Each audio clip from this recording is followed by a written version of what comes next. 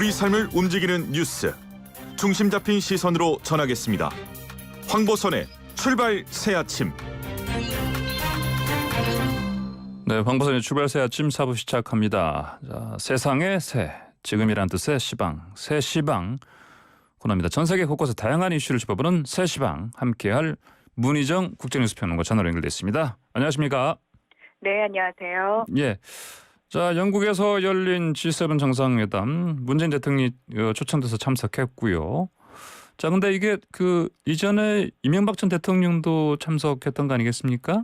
네, 맞습니다. 예. 이 주요 국가들의 정상회의 현재 G7과 G20이 지속적으로 가동이 되고 있는데요. 예. 자, 우리나라는 당연히 G20에 속해 있지만 이 과거 냉전 시기 경제 대국들이 결성한 G7에는 포함되어 있지 않죠. 예. 말씀하신 것처럼 이명박 전 대통령은 2008년에는 의장국인 일본의 초청으로 또 그 다음해인 2009년에도 의장국인 이탈리아의 초청으로 다른 16개 나라와 함께 당시 러시아까지 포함된 G8 정상회의에 참석을 했습니다. 예. 자, 그런데 이번에는 좀 다른데요. 네. 지난해에 이어서 이 영연방 국가인 남아프리카 공화국, 호주, 인도를 제외하고 유일하게 또 초청을 받은 나라가 우리나라인데요. 예. 형식과 격에 있어서 이명박 전 대통령 때와는 확연히 다르다고 할 수 있습니다.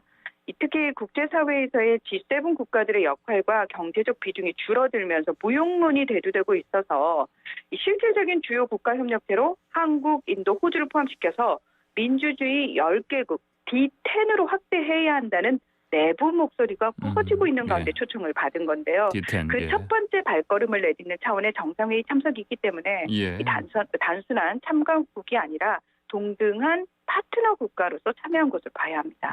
그렇군요. 알겠습니다. 자, 그리고 이번에 문재인 대통령이 제시했던 의제들 있지 않습니까? 네네. 이것들도 예전에 이를테면 이명박 전 대통령 당시 그때 의제와 좀 다르다 이렇게 볼 수 있습니까? 네네.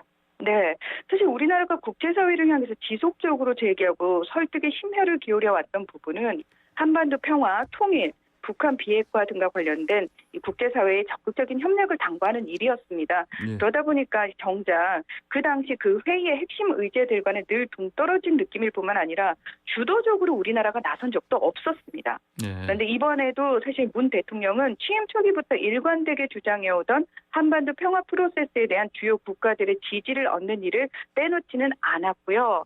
자, 여기서 이제 중요한 문제들이 나옵니다. 이와 더불어서 지금 현재 국제사회의 주요 관심사인 코로나19 백신 및 방역 물품의 원활한 공급 문제라든지 친환경 수소차 확산과 기후변화 대응 문제, 또 반도체와 첨단 기술 협력 문제 등 거의 모든 의제에 직접적인 도움을 줄 수 있는 당사자로서 이 각국 정상들과 실질적인 교류를 약속하고 주도적으로 문제 해결을 이끄는 모습을 보였습니다.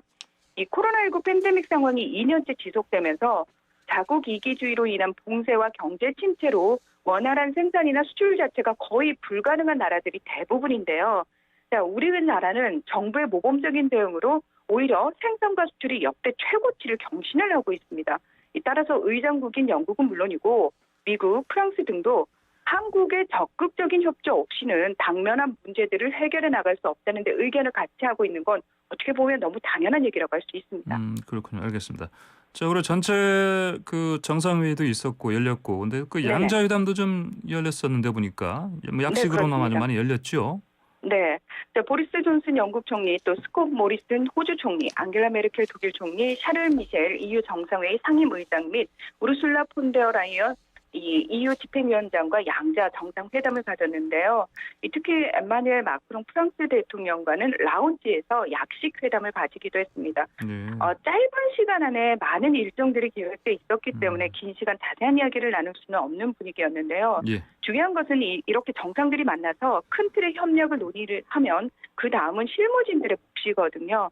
따라서 각국의 정상들은 한국과의 협력이 반드시 필요한 부분들이 있었고 이를 위해서 약식이라든지 아주 짧은 만남이라도 양국의 정상이 머리를 맞대는 장면 연출이 반드시 필요했을 겁니다. 예. 그러니까 실제로 수소 생산의 지역 허브로 발돋움하길 원하는 호주의 경우 이 문재인 대통령의 호주 방문과 함께 양국 기술 협력을 강력히 부탁을 했고요.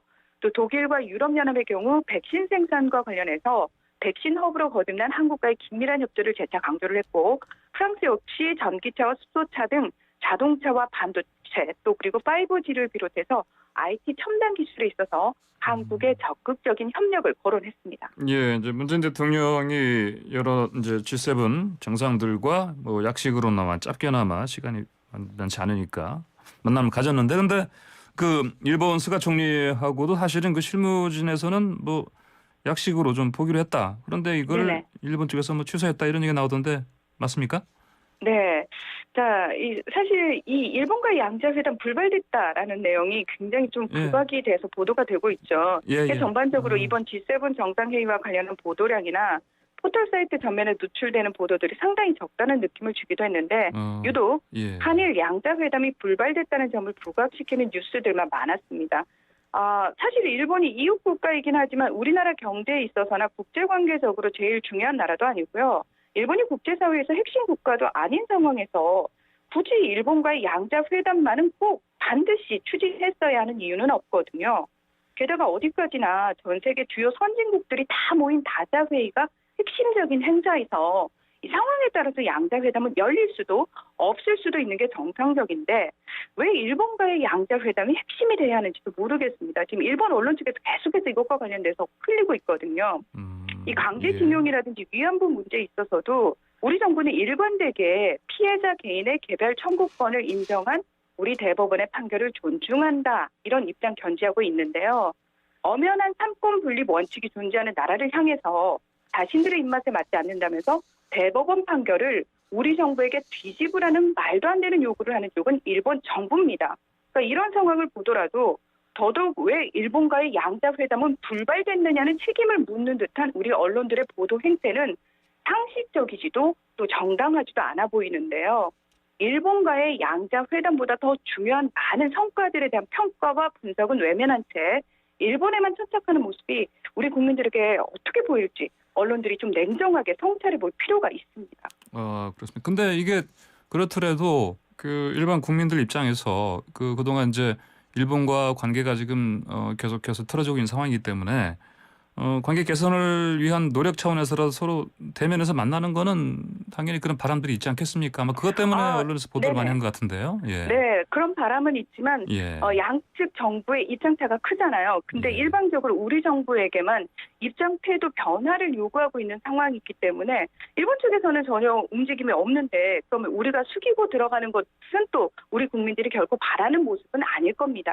예. 근데 일본에서는 또 일본 언론들이요. 이렇게 이런 회담을 피하는 걸 사실은 저 독소 훈련 때문에 그 실무선에서는 약식 회담 한다고 했다가 일본 쪽에서 취소했다고 하는데 네네. 예. 그런 걸 그것 자체가 봐서는 일본 예. 측의 잘못으로 회담이 취소가 됐고 일본 측이 일방적으로 예. 취소를 한 건데 네네. 그건 일본 측이 예의를 지키지 않은 거죠. 예. 외교적으로 결례를 예. 범한 거죠. 그런 예. 맥락에서 또 일부 언론에서 그렇게 또 그 평가를 하긴 했습니다. 예. 관련해서. 네네. 예. 알겠습니다. 그리고 자, 근데 G7 공동성명 관련해서 중국이 또 불편한 심기를 드러냈네요. 그렇죠? 네. 예. 자, 이번 G7 정상회의에 영연방 국가들과 한국을 초청해서 이 소위 민주주의 국가 11개국의 모양새를 강조한 이면에 중국 견제의 확산을 꾀하는 미국과 영국의 노림수가 있다는 얘기는 행사 전부터 제기돼 왔는데요. 예. 그러니까 실제로 공동성명에서 중국을 신장의 인권과 자유, 홍콩의 자유와 가치를 지킬 것을 촉구를 하고 또 동중국해와 남중국해, 대만 해협까지 중국이 민감해하고 굉장히 싫어하는 부분을 직접적으로 언급을 했습니다. 뭐 당연한 수순처럼 중국은 내정 간섭이라면서 강력 비판하는 성명을 내놨는데요. 예. 자, 문제는 우리 언론이 이 G7 정상회의가 열리기 전부터 중국의 대척점에서는 한국이라는 프레임으로 접근해서 양국의 관계를 우려하는 기사들을 쏟아냈다는 점입니다. 이 정작 중국이 우리나라만을 겨냥해 압박하는 입장도 아니고 원칙적으로 우리나라는 참관국의 입장이기 때문에 공동성명의 내용과는 직접적으로 관련이 없는데도 불구하고 오히려 언론이 나서서 갈등을 조장하는 듯한 모양새였거든요. 예. 심지어 공동성명의 내용을 가지고 우리 정부에게 입장을 요구하는 모습은 정당한 국민의 알 권리를 위한다는 언론의 부분에서 많이 벗어난 행태라고 할 수 있습니다.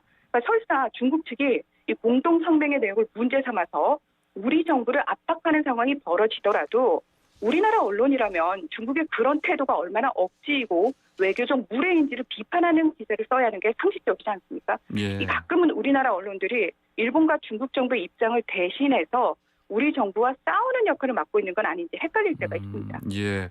오늘은 문희정 평론가께서 이제 우리 국내 미디어 비판을 좀 해주셨는데, 우리 이제 언론들의 이제 우리 문재인 대통령이 밖에 나가서 이제 그 해외 그 행사 다녀왔을 때 기사의 어떤 행태라든지 이런 걸 좀 비판하셨는데, 좀, 네네. 예, 되돌아볼 점 우리 다시 생각을 해보고요. 오늘 얘기는 여기까지 듣겠습니다. 고맙습니다. 네, 고맙습니다. 네.